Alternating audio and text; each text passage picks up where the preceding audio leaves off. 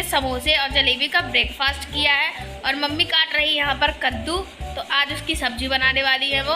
तो पापा ने ले लिया था कद्दू, जिसको करेला भी कहा जाता है हमारे यहाँ स्पेशली। तो गाइस मम्मी यहाँ पर कद्दू को कट कर रही है और कद्दू को मम्मी बिल्कुल भी महीन कट नहीं करती है, थोड़े उसके पीसेस बड़े ही रखती है, जिससे कि कद्दू जो है बहुत ही मस्त बनता है, ज़बरदस्त बनता है।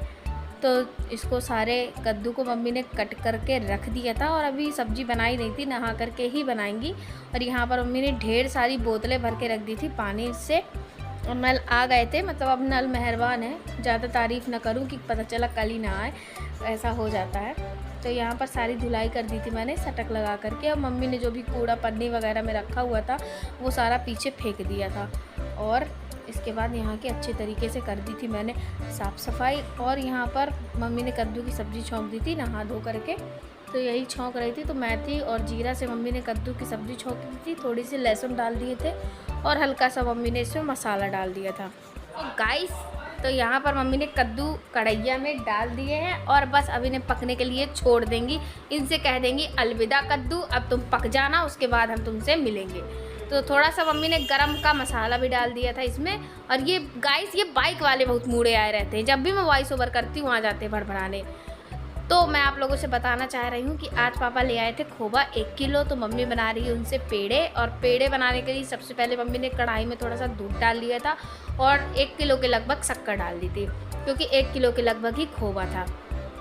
और यहाँ पर मम्मी ने खोवा को अच्छी तरीके से कद्दूकस कर लिया है। और आप मतलब अगर आपको थोड़े से कम मीठे पसंद है तो आप थोड़ी सी शक्कर की क्वांटिटी जो है कम कर सकते हैं, लेकिन जब तक पेड़े मीठे ना हो मज़ा भी नहीं आता। इस वजह से हम लोगों ने जितना मतलब खोवा था उसी के बराबर हमने इसमें शक्कर का भी इस्तेमाल कर लिया था। तो मेरा रसगुल्ला खाने का भी मन था, तो मम्मी ने रसगुल्ला भी बनाए और साथ में बनाए पेड़े। तो सबसे पहले शक्कर को घोलना मोस्ट इम्पॉर्टेंट काम होता है पेड़ा बनाने के लिए। तो शक्कर का एक अच्छा सा सीरा बना लेना है, मतलब शक्कर हमको तब तक घोलनी है जब तक कि वो बिल्कुल चाशनी जैसे बन करके तैयार ना हो जाए। तो बस इसको लगातार मम्मी चलाती जा रही है। जब पूरी शक्कर का एक एक दाना जो है वो जब अच्छी तरीके से घुल जाए तो समझ लीजिए आप उसमें खोवा डाल सकते हैं। तो मैंने तो काफ़ी देर तक तैयारी की, लेकिन फिर उसके बाद मम्मी ने कहा रुक जाओ, अब मैं ये मोर्चा संभालती हूँ, क्योंकि पेड़ा बनाना इतने भी आसान नहीं है जितना हमें लगता है। हमें तो लगता है बस गोल गोल घुमा देना है तुरंत पेड़ा बन जाएंगे, लेकिन इतना आसान है नहीं जितना हमको लगा करता है। तो बस मम्मी ने लगातार पेड़ा की शक्कर को चला रही थी और चलाती ही जा रही थी। फिर काफ़ी देर बाद ये हुआ कि शक्कर अच्छी तरीके से घुल गई।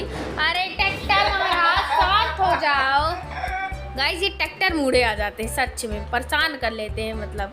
तो ये शक्कर अच्छी तरीके से घुल गई थी, तो मम्मी ने थोड़ा थोड़ा करके पेड़ा जो है कढ़ाई में डाल दिए थे, मतलब खोवा जो है कढ़ाई में डाल दिया था। अभी पेड़ा बने ही कहाँ है जो कढ़ाई में डालेंगी। तो ये पूरा खोवा मम्मी ने कढ़ाई में अच्छी तरीके से डाल दिया था और अब उसको अच्छी तरीके से लगातार चला लेंगे और चलाते रहेंगे। और इसको जब तक चलाना है जब तक ये थोड़ा थोड़ा गाढ़ा ना हो जाए। गाढ़ा करना बहुत इम्पॉर्टेंट है। अगर आप तुरंत ही मतलब इसे नीचे उतार देंगे तो फिर आपको 2-3 बार इसे चढ़ाना पड़ेगा। इससे बेटर है कि आप पहली बार में काफ़ी देर तक इसको चलाते रहें। तो लगातार अब आप चलाते रहेंगे और जब एकदम से ये गाढ़ा हो जाएगा तब आप इसको नीचे उतार लें। तो गाइस अब थोड़ी देर बाद आप लोगों से फिर मिलते हैं पेड़े की नई शुरुआत के साथ। तो ये देखिए पेड़ा इतना ज़्यादा थिक हो गया था और मम्मी ने उसे बाहर निकाल दिया था, क्योंकि मम्मी को चाशनी बनानी थी रसगुल्ले के लिए भी।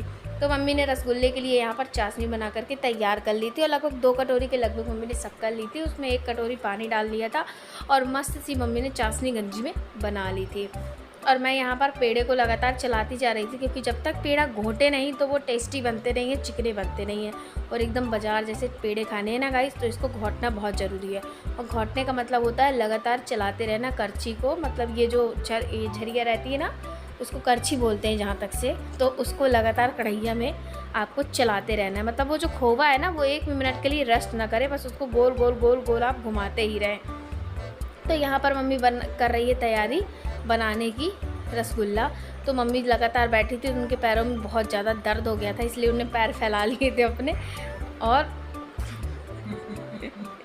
सो गाइस तो यहाँ पर पापा ले आए थे टंकी खिसका के, मम्मी ने कहा टंकी दे दो, तो मैं यहाँ घोटे में लगी हुई थी इसी वजह से जल्दी से नंदी ने आटा चाला। गाइस थोड़ा थोड़ा करके ही मम्मी आटा चालने के बाद डालेंगी, मतलब पहले आटा चाल के रख लिया था और इस खोवे में थोड़ी थोड़ी मात्रा ही आप खोवे की मिलाइए। आपको इतनी मतलब आटा मिलाना है खोवे में, मतलब जब तक आप कढ़ाई में रसगुल्ले को डालें और फटने नहीं चाहिए। अगर फट रहे हैं तो आप थोड़े से और इसमें आटा मिला लीजिए, और नहीं फट रहा है तो बिल्कुल भी ज़रूरत नहीं है। तो यहाँ पर हमने शुद्ध सरसों का तेल और ये चाशनी और ये इसका आटा बना करके तैयार कर लिया है। रसगुल्ले का जो वो बैटर रहता है वो तैयार कर लिया है, और अब फटाफट से बनाते हैं हम यहाँ पर। और मुझे लगा था कि खोवा अभी थोड़ा सा कम भुना है, तो एक बार और मम्मी ने उसे चला लिया था, और अब मैं घोटने दोबारा से बैठ गई हूँ।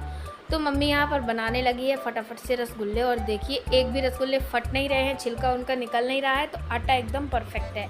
अगर ऐसा हो रहा है और छिलका उसका अलग हो रहा है, रसगुल्ले अलग हो रहा है, तो आप उसमें थोड़ा सा आटा और मिला लीजिए, जिससे रसगुल्ले एकदम बाजार जैसे टेस्टी यमी, या कहा जाए कि बाज़ार से भी अच्छे बनेंगे, एकदम शुद्ध बनेंगे।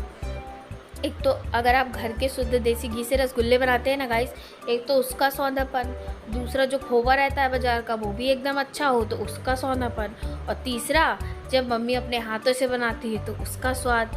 तो ये तीनों चीज़ें मिल कर के ना रसगुल्ले को इतनी टेस्टी बना देती हैं गाइस कि कोई रुक नहीं सकता। मतलब अगर ये सुबह पूरी कटोरा भरा रहता है ना, शाम तक गायब हो जाते हैं रसगुल्ले, इतना लोग खाते हैं हमारे घर में। मतलब मम्मी तो कम ही खाती है, पापा को भी ज़्यादा कुछ खास पसंद नहीं है, लेकिन मैं खा लेती हूँ, मुझे बहुत ज़्यादा पसंद है। नानू भी खा लेता है, नानू को तो मुझसे ज़्यादा फेवरेट है, वो तो बहुत ज़्यादा रसगुल्ले खा जाता है, तो एक बार में 5-6 खा जाता है, इतना ज़्यादा पसंद है उसको। तो चलिए गाइस, सबसे पहले फटाफट से आप पेड़ा बना लेते हैं। तो ये पेड़ा का खोवा देखिए कितना टाइट हो चुका है ना, जम चुका है ना बिल्कुल अच्छे तरीके से। तो मैं आपको दिखाती हूँ कि कैसे पेड़ा बनाने हैं हमारे स्टाइल में। तो सबसे पहले थोड़ा सा हाथों में घी लगा लेते हैं, क्योंकि घी लगाने से पेड़ा एकदम चिकने चिकने बनते हैं और हाथ में खोवा चपकता भी नहीं है। तो इसको चला रही थी मैं अच्छी तरीके से कि और जो भी कसर बाकी हो तो वो भी पूरी हो जाए, क्योंकि ना अब इसको ना बहुत वो चलाना पड़ता है खोवे को।